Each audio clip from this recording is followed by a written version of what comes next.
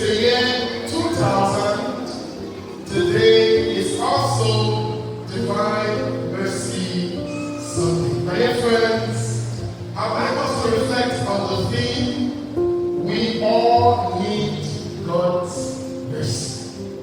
Tell somebody, we all need God's mercy. Yes, because you don't get to a point where you start thinking that you are not dependent on the mercy of God. As a Christian, I can never get to a point where I begin to think that I do not need the mercy of God. How did this celebration come about, my dear friends?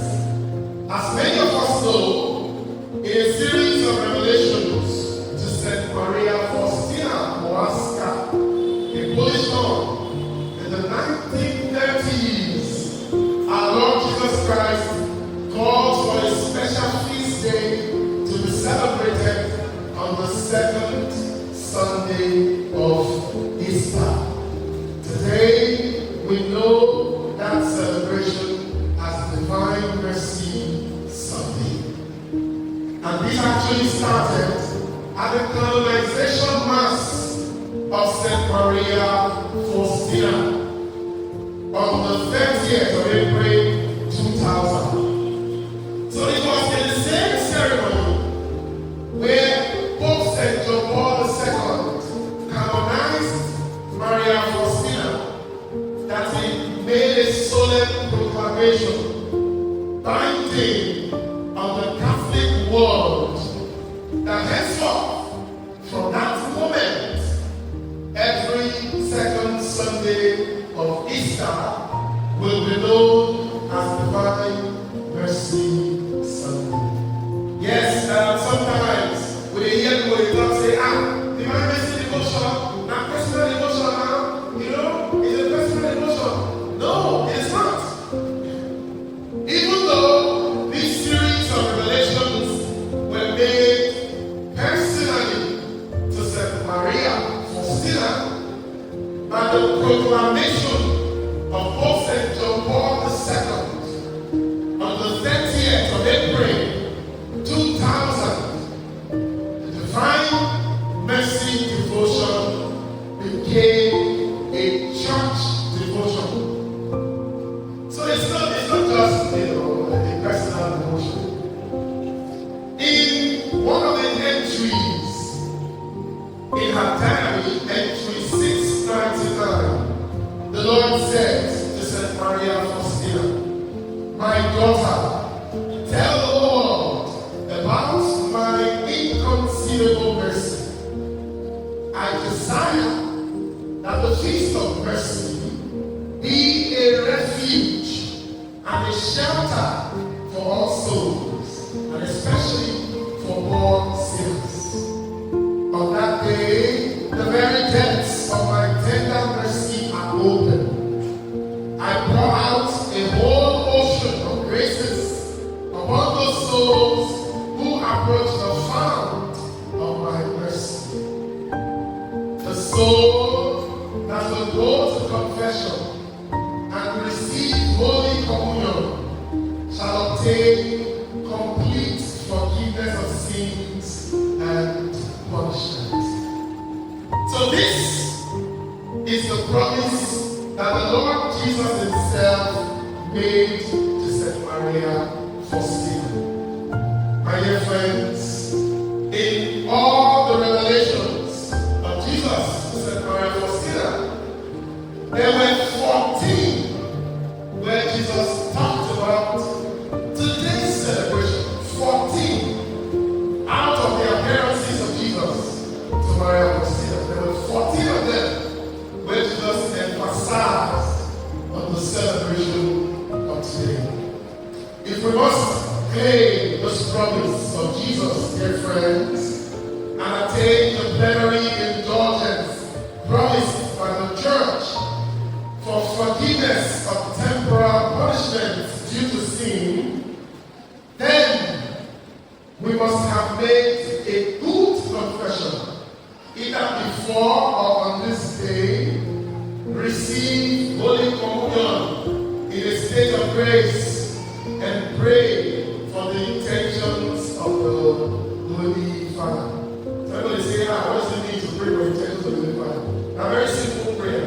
One Our Father, one Hail Mary, and one Glory Be for the intentions of the Holy Father. My dear friends, it's providential that today is the octave day of Easter. Listen to me.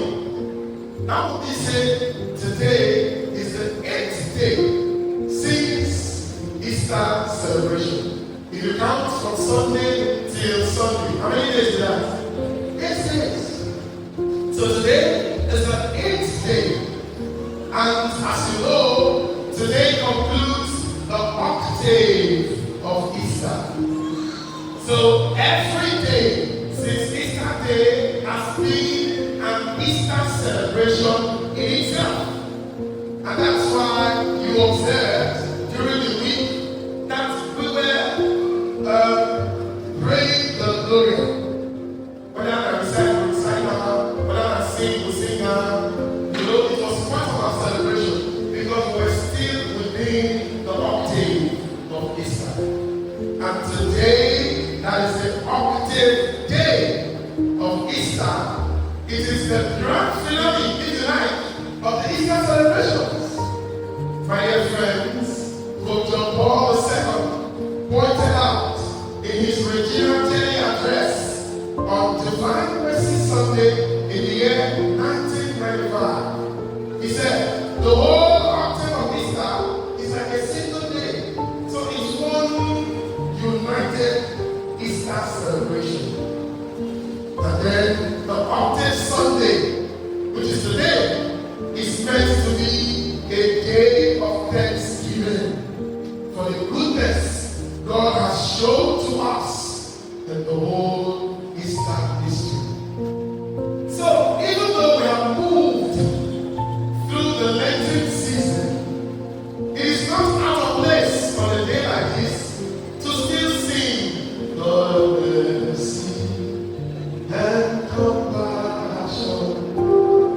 Love with me, sing on.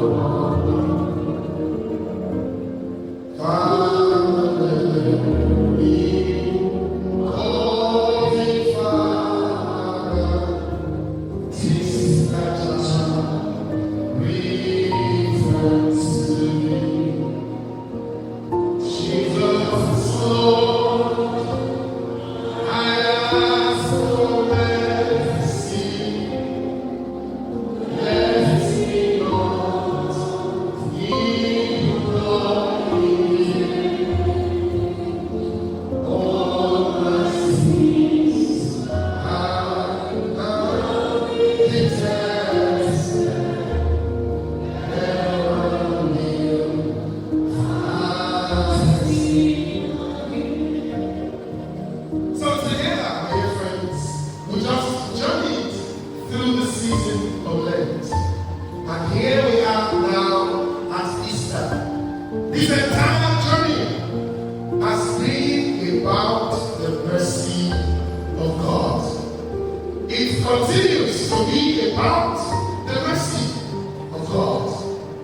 Going through the readings of today, dear friends, we note the abounding love and care that God has for us. That love which cannot be fathomed. That love that we cannot comprehend. That love that we cannot understand. You can't experience that love, my dear friends, without something fundamentally changing about your outlook on life. And that's why when you read the first reading, you go like say something will happen. You know? So the apostles were faithful to the teachings and to the fellowship. They were breaking bread together, praying together, doing things together. They sold their possessions, distributed it according to their needs. Look at this kind of thing to me. Think about it for a minute. But you see, when we come to understand just how much God loved us loves us, how much He continues to love us, then what we see in the first reading becomes something that is possible. My dear friends, Jesus Christ comes into the world as man. He makes this strange decision to save us while we were still sinners. He patiently teaches His disciples love and compassion to the extent that they too begin to show this, as we see in the Acts of the Apostles. When we are entrenched in the mercy of God, the ripple effects is going to touch everybody. The moment we step into a place, the moment we come into a gathering, it becomes obvious that you are one who has been touched by God's mercy. From the way you relate to people, from the things you do, from how slow you are to anger, from how patient you are, it becomes clear that this is someone who has been touched by the mercy of God. If we can still live together and all things in common, like the early disciples did, then we can heal the world and make it a better place. We can show our politicians that service to God and humanity is what truly matters. In other words, whenever they jump from place to place, just looking for our own piece of the national cage, whenever they look for how to just betray our brother or our sister because they don't give us 5,000, because they don't give us 10,000, because they don't give us rice, because rice has become our government solution to every problem. Insecurity, give them rice. Bad roads, give them rice. Poverty, give them rice. My dear friends, we are not called to be a reflection of the standards of the world.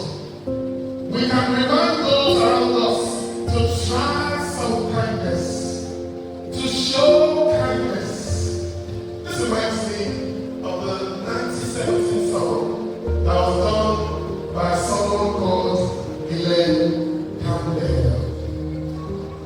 If you see your brother standing by the road with a heavy load from the seat he's so low, if you see your sister falling by the way, just stop and say, you're going the wrong way.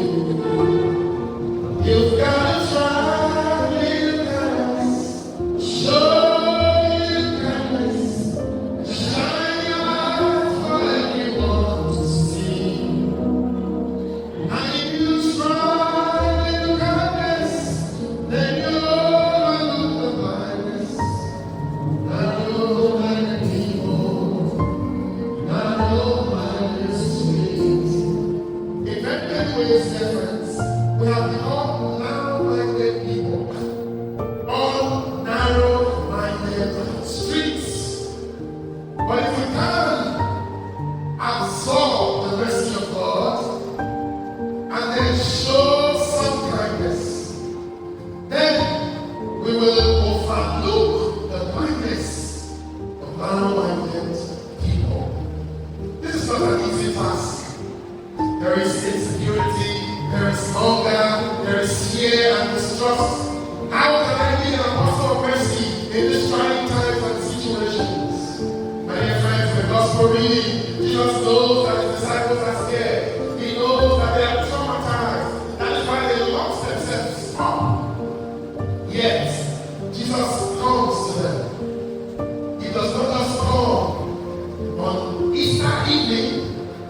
He comes again today, 8 days later, just because of purpose and the way he explains himself and encourages the disciples in the first instance